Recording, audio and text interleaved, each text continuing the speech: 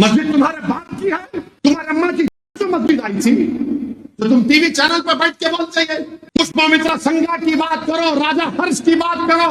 नहीं, सदुद्दीन ओवैसी तुम बोलो मुगलों के बारे में, मैं बोलूं मुगलों के बारे में। हर चीज में मजहब को जोड़ दो, नफरत फैलाओ मुसलमानों के बारे में।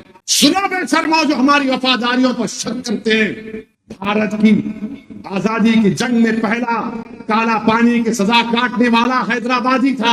सेकुलरिज्म का नाम लेकर तुमने हमारे वोट को हासिल किया। तुमने बिहार को बीजेपी के गोद में डाल दिया, तुमने महाराष्ट्र को मोदी के झोली में डाल दिया, तुमने हिमाचल को अब बीजेपी के झोली में डाल रहे हो।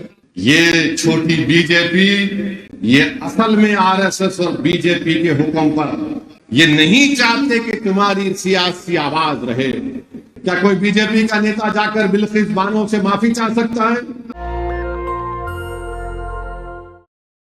तुमको बताएंगे इलेक्शन कैसा लड़ा जाता है, तुम्हारे घर में घुस के मुकाबला करेंगे इंशाअल्लाह ताला। और तुम ये नहीं बोलना हम अन्ना के पीछे खड़े हुए हैं। अरे तुम अन्ना को लेके आओ, किसको लेके आते, मगर तुम छोड़ना नहीं।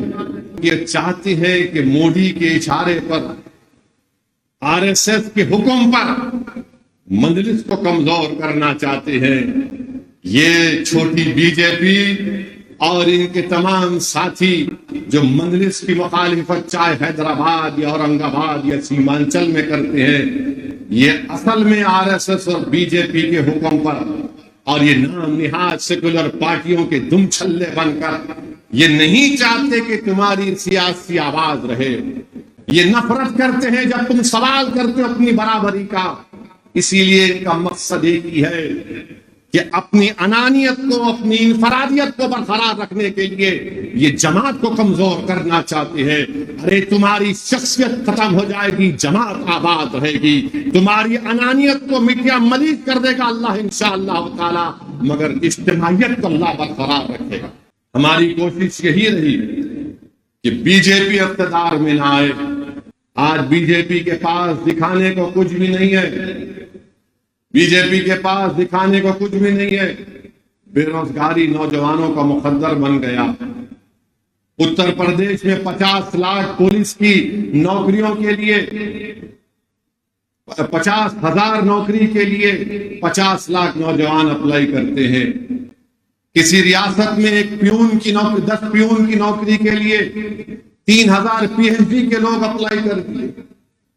भारत में सबसे ज्यादा अगर नौजवानों बेरोजगारी पूरी दुनिया में है तो वतन अजीज भारत में, और उनमें सबसे ज्यादा बेरोजगार हैं तो पढ़े लिखे लोग हैं। अब बताइए भारत के वजीर आजम ने क्या किया, मोदी ने क्या किया? तो बोलेंगे भाइयों बहनों अच्छे दिन आ गए, विकसित भारत हमने कर दिया, भारत का नाम रोशन हो गया पूरी दुनिया में। नरेंद्र मोदी से हम कहना चाहेंगे कि आपने रोजगार नहीं दिया बल्कि बेरोजगार बना दिया नौजवानों को आपने। आप सोचिए थोड़ी देर के लिए कि इजराइल 30,000 फलस्तीनियों को शहीद कर दिया गाजा में। 20 लाख की आबादी में 13 लाख बेघर हो गए लोग। उस 30,000 में 16,000 बच्चे मर गए। पीने का पानी नहीं है, खाने को खाना नहीं है, अस्पताल में दवाएं नहीं है। और ये गाजा के गरीब फलस्तीनी इजराइल में जाकर काम करते थे, क्योंकि इजराइल उन लोगों को काम करने नहीं दे रहा है, गाजा और वेस्ट बैंक के फलस्तीनियों को। तो इजराइल नरेंद्र मोदी से कहता है कि हमको भारत से नौजवान दिलाओ। मोदी जी, ये कौन सा विकसित भारत है कि इजराइल में नौकरी करने के लिए जहां पर जंग चल रही है, भारत का नौजवान अपनी जान को हथेली रखकर जा रहा। आपने रोजगार दे दिए। हजारों नौजवान भारत के खड़े हुए हैं इजरायली कंपनियों में नौकरी लेने के लिए, इजराइल को जाकर काम करने के लिए। कितना झूठ बीजेपी कहती है कि हमने रोजगार दे दिया। कहां रोजगार दिया आपने? अगर आपने रोजगार दिया होता तो हमारा मोहम्मद सुफियान नारायण पेट का और मोहम्मद अफसान बाजार घाट का क्यों रसिया जाते? वो गुजरात का हमारा बेटा क्यों रशिया जाता जो आज मर गया वहां पर युद्ध जंग में।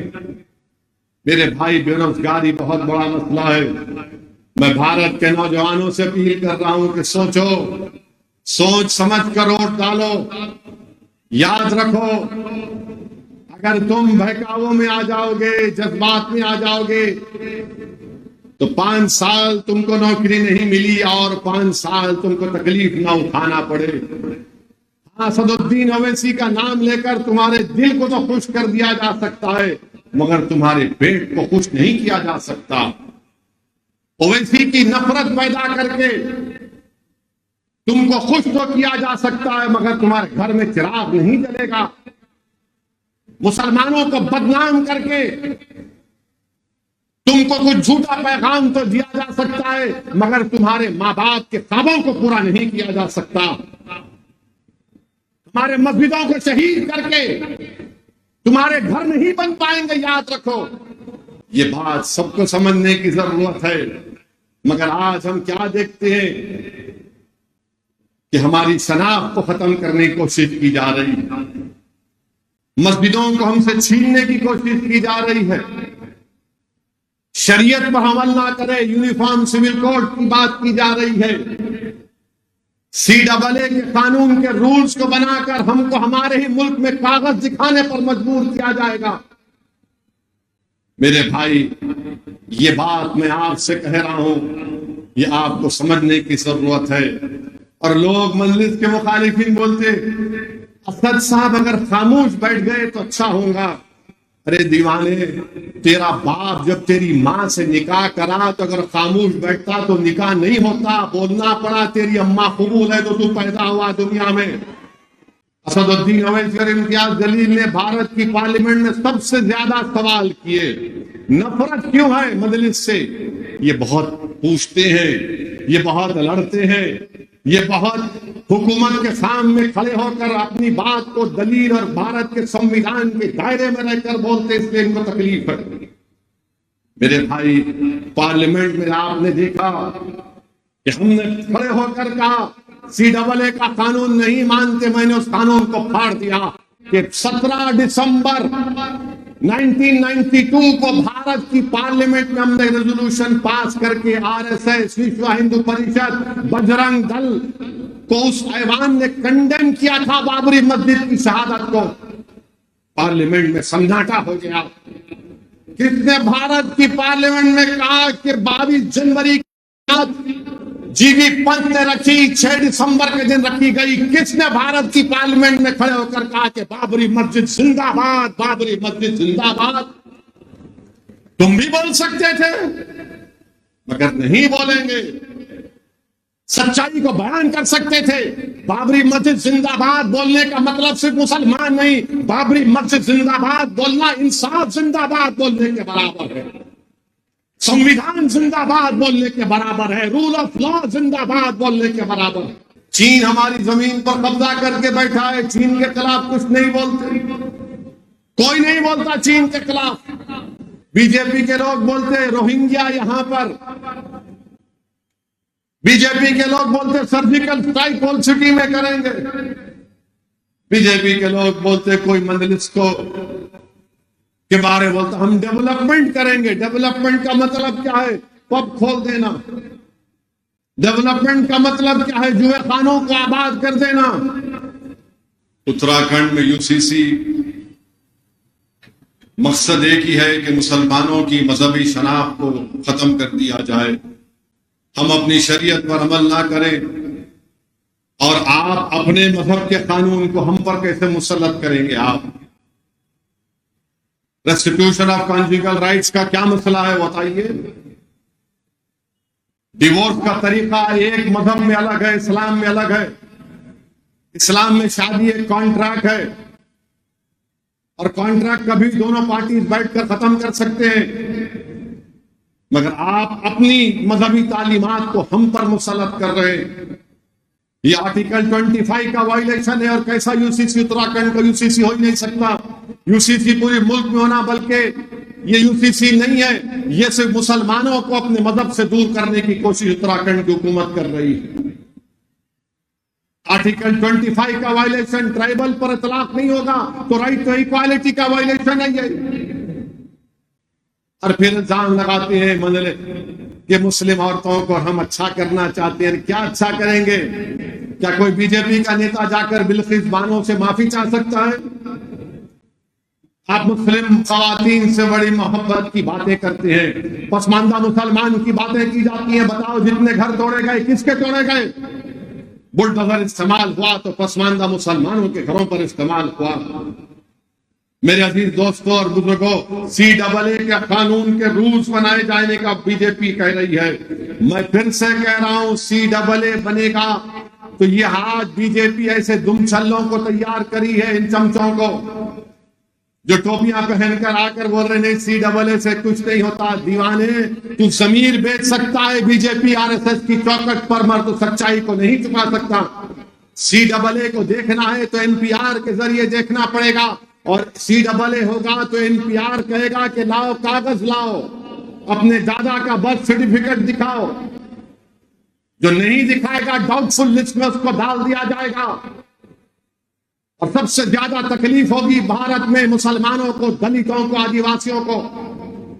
कोई भी जाकर NPR NRC के जरिए कहेगा कि असदुद्दीन ओवैसी या फुला जिसका नाम मुसलमान होगा, ये डाउटफुल है, बर्डन ऑफ प्रूफ आप पर गिरा दिया जाएगा। ये काम बीजेपी भारत में करना चाहती है। और ये लोग कहते नहीं कुछ नहीं होगा। अरे हम जानते हैं, CAA को NPR NRC के सामने रखकर देखना पड़ेगा। मैं भारत के मुसलमानों से अपील कर रहा हूं, देखो इन बातों को। मैं जज्बात में लाने के लिए नहीं कह रहा हूं, सच्चाई बयान कर रहा हूं। और RSS बीजेपी के लोग बोलेंगे ओवैसी भड़काऊ भाषण दे रहा है, नहीं दे रहा हूं। ओवैसी बांग्लादेश, पाकिस्तान और अफगानिस्तान के सिखों को सिटीजनशिप नहीं देने की बात कर रहा है, नहीं कह रहा हूं। दो उनको कानून है, मगर ये CAA मजहब की बुनियाद पर बनाया गया। सबको शहरियत मिल जाएगी सिवाय मुसलमान के। इसीलिए मैं कह रहा हूं आपको चौकन्ना रहना पड़ेगा। इसीलिए आपसे कह रहा हूं कि मजलिस से मुखालिफत, ये मुखालिफिन यही करना चाहते हैं कि CAA आ जाए, हम अपनी मस्जिदों को खो दें, मथुरा की मस्जिद को खो दें, काशी की मस्जिद को खो दें। अरे कौन है दीवाना जो टीवी के चैनल पर बैठ कर बोलता है चलिए आपके पास कोर्ट का ऑर्डर तो आ गया, मस्जिद को तो हाथ मत लगाइए। क्यों? मस्जिद तुम्हारे बाप की है, मस्जिद तुम्हारे बाप की है। तुम्हारे अम्मा की जो मस्जिद आई थी तो तुम टीवी चैनल पर बैठ के बोलते हैं। दीवाने समझ, अपने ईमान का सौदा करना है कर ले, तुझे जमीन बेचना है बेच ले, मगर मस्जिद का तो सौदा मत कर। दिल्ली के 600 साल पुरानी मस्जिद को तोड़ दिया गया, कब्रस्तान जो बाजू था उसको तोड़ दिया गया। ऐसा तोड़े कब्रस्तान को कि वहां के लोग बता रहे कि खबरों का कफन निकल कर बाहर आ गया हड्डियों के साथ। ये हो रहा है, मेरी बात को समझो। आपको अपनी ताकत को मजबूत करना पड़ेगा। सुनेरी बाग की मस्जिद पार्लियामेंट से करीब है। जब कभी पार्लियामेंट का सेशन चलता है, जब वहां से प्राइम मिनिस्टर का अगर कॉन्वॉय जाता है या बड़े मिनिस्टर का जाता है, तो उस वक्त मस्जिद में नमाज नहीं होती। क्या दूसरे इबादत गाहों के सामने से जब प्राइम मिनिस्टर का कॉन्वॉय जाता है तो वहां पर इबादत गाहों में इबादत नहीं होती? ये बताना चाह रहा हूं आपको मेरे भाई। क्या ये भारत में ऐसा होगा? 500 साल पहले ऐसा हुआ। अरे दीवाने पुष्पमित्रा संज्ञा को क्या बोलेंगे? कश्मीर के राजा हर्ष को क्या बोलेंगे? उनसे भी तो इंसाफ करो। पुष्पमित्रा संज्ञा की बात करो, राजा हर्ष की बात करो। नहीं, असदुद्दीन ओवैसी तुम बोलो मुगलों के बारे में, मैं बोलूं मुगलों के बारे में। बिरयानी गपागप खाते वो क्या है? हर चीज में मजहब को जोड़ दो, नफरत फैलाओ मुसलमानों के बारे में। काला पानी का सबसे पहला मुजरिम जो भारत के मुसलमानों से ग़ज़वा हिंद की बात करे, सुनो बेशर्मो, सुनो बेशर्मो जो हमारी वफादारियों पर शक करते हैं। भारत की आजादी की जंग में पहला काला पानी की सजा काटने वाला हैदराबादी था। ग़ज़वा हिंद की बात पूछने वालों बेईमानों, फजल खैराबादी कौन था जिसने अंग्रेजों से सौदा नहीं किया? गज़वे-हिंद की बात करने वाले पूछो, बताओ हमको, माल्टा की जेल में तुम थे, तुम्हारा बाप था? मौलाना महमूद हसन हुसैन अहमद मंत्री थे वहां पर। सर्दी में खुले मैदान में रख दिया गया कई महीने उनको। जौहर बरादरान कौन थे? एक का तो इंतकाल मुल्क से बाहर हो गया, अल्लाह ने उनको उनके जिस्म को इजाजत दी तदफीन करने की बैतुल मुक़द्दस में। गज़वे हिंद की बात हमसे करते हो? शर्म करो बेईमानो। फिर एक और बात बोलते हैं कि मुसलमान बच्चे बहुत पैदा कर रहे। झूठ है, झूठ है। मैं इसलिए कह रहा हूं कि कभी ये लोग अगर बोले, इनसे कह देना कि मुसलमानों में जो ग्रोथ रेट है, ग्रोथ रेट मुसलमानों का गिरा है, हमारे हिंदू भाइयों का भी गिरा है।